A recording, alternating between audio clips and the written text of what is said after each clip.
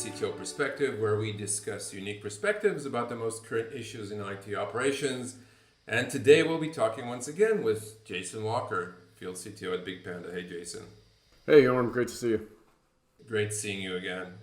Today we're going to be venturing a little off the main road, or maybe above the main road. We're going to better try to understand the adoption of AIOps by comparing it to a surprisingly similar process that happened in aviation around 3 or 4 decades ago, and that's the adoption of FlyByWire, computer-assisted flight. And who better to talk about this comparison than two, I would say, IT ops enthusiasts who are also former pilots, right? What are the chances? It is pretty rare to meet another helicopter pilot. You flew the Israeli version of the CH-53, and I flew the U.S. Marine version. Yeah. Both older aircraft, and kind of my version was about halfway through that fly-by-wire revolution. Yeah. So let's take that perspective and talk about this change that we discussed, fly-by-wire. So somewhere in the mid to late 80s, plane manufacturers understood that in order to make planes that fly faster and safer and can take more people to a greater distance, they need to rely on computers to help them fly, right? The amount of information that was being thrown at the pilots by these aircraft, by their systems, was just simply overwhelming. There were simply too many gauges. Absolutely. And it was beyond the capability of a pilot to keep up with all those caution lights, all those different gauges, all those different sensors and mission systems. The amount of information coming in required a shift in cockpit design. So what was the change? What changed in the way that the cockpits were how were they progressing? What was going behind the scenes? Behind the scenes, aviation engineers were working on a philosophy of less is more. And I think that is a key point for IT operations to take into consideration. They realized that pilots needed not all of the information that they could give, all of the sensor information that's out there, but just the subset and the contextualized subset that was relevant at the time.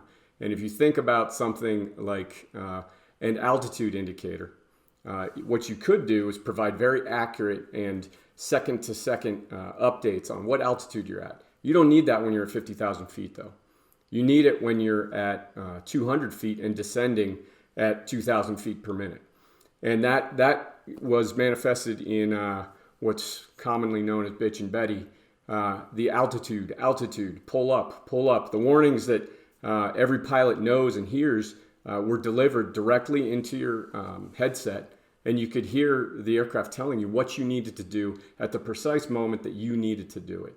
And it was very clear and concise, and much better than any investment in more granularity around altitude information. Now, if you expand that out to the entire suite of information that is available in a modern aircraft, that really brings home the point that that's just one tiny subset. That's not even tactical information. It is just flying the aircraft, very basic function nowadays. And so, yes, they applied that same philosophy to almost everything else in the cockpit, and you saw the cockpit actually shrink down, and the field of view actually expands. You can see outside and see what's going on much better in a modern helicopter for sure, and a modern jet aircraft. So the more complex the machine, the more complex the mission, the more complex the system that you have to manage, the less complex the display is, right? The less complex the amount of information that you get. You need to get only the information that you need, and at the certain time that you need it, and let the systems do all the rest for you. It's sort of like that's the way to create situational awareness. Absolutely, because the one thing that isn't changing is the human. You've got your eyes, your ears, and your hands, and that's what you're using to both interpret the world around you, do that OODA loop, that observe, orient, decide, act as fast as you can. But the humans, we're not evolving alongside the aircraft technology or all the mission technology, all those sensors. They're getting rapidly more complex and doing more and more stuff, but we can process that information only at the speed of the human mind. And so the OODA loop, you just mentioned that. For people who don't know what that is, what's the OODA loop like, really quickly? The OODA loop, observe, orient, decide, act. And it's basically how humans make decisions. You see what's going on, you orient that into your contextual awareness of everything you've previously experienced and what you know about the current situation. Then you decide what to do, and then you actually execute on that decision. All right. So you have to have this. You have to have the systems adopt to the OODA loop is constant in the human being. The human capability to do something is constant. So, and then as the systems grow more complex, you have to make sure that the technology that you're using simplifies it to adopt to human OODA loop. So if we take that to the IT ops world, adopting AI ops is actually the modern cockpit for NOCs, right, and for IT ops teams. If you adopt, you need to do those same processes in IT operations. Absolutely. What you have is a bunch of complex systems, often hundreds of thousands of different devices out there that all need to function well for your services to run properly for your customers, for your users, your back-end services. And they're sending you information, and you need to decide what to do with it. And so the way that information is presented and how much is presented is critical.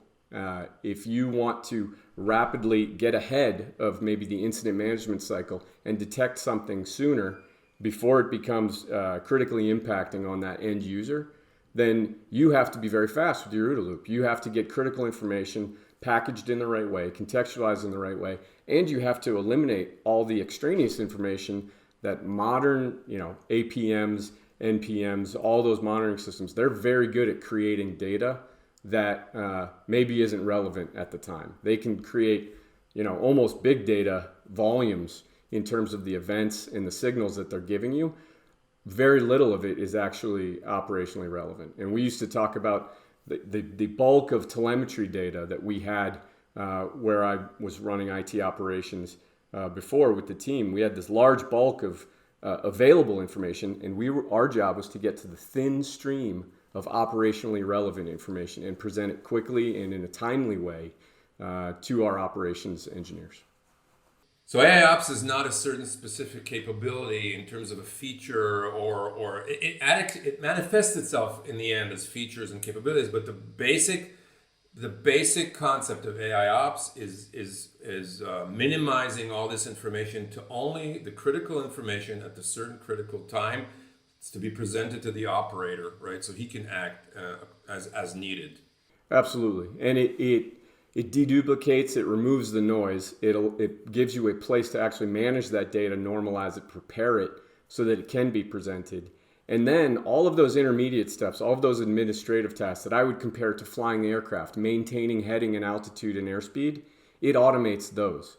It automates the transfer of that topology data to your collaboration systems. So anything that's not critical that can be done automatically should not be done by that human. The human being should be saved for the specifics of what he's good at, what he needs to be able to do, what the machine cannot do.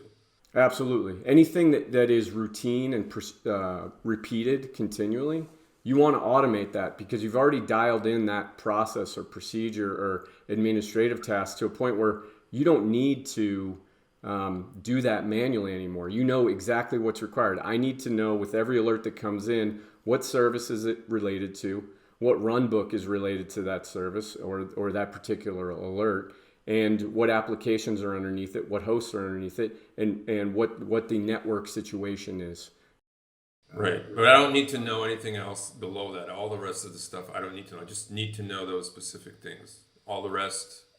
Right. I don't need to know maybe what the metrics looked like leading up to that point, or what all the variables involved are, and I definitely don't need to manually transfer that information from, let's say, a CMDB into an alert payload.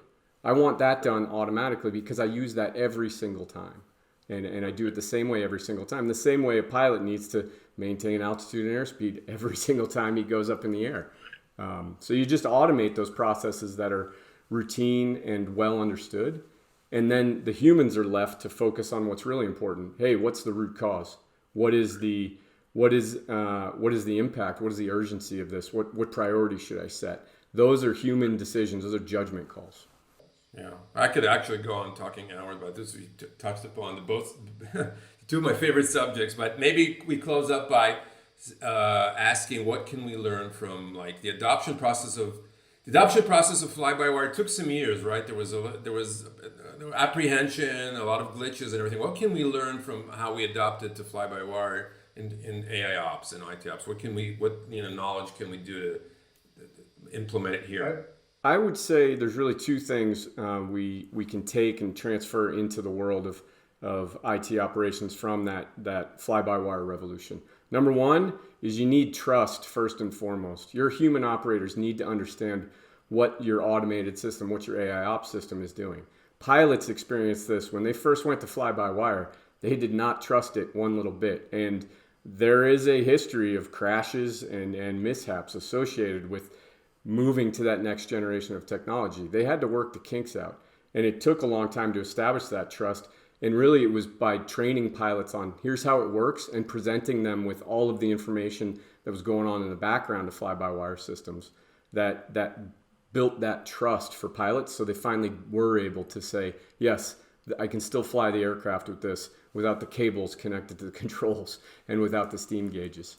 And the second thing is really when you need to make fast, accurate decisions to prevent bad things from happening, less is more when it comes to information. You need the right information at the right time and packaged in the right way so you can really act on it decisively and accurately. Cool. That's interesting. I think this is a great place to end. I want to thank you so much for this very enjoyable conversation. Thanks a lot, Yorm. It was great talking to you again, and I'm sure we'll catch up again soon. I'm sure too. And if you want to learn more about the BigPanda platform or hear more CTO perspectives, please visit us at bigpanda.io. See you next time.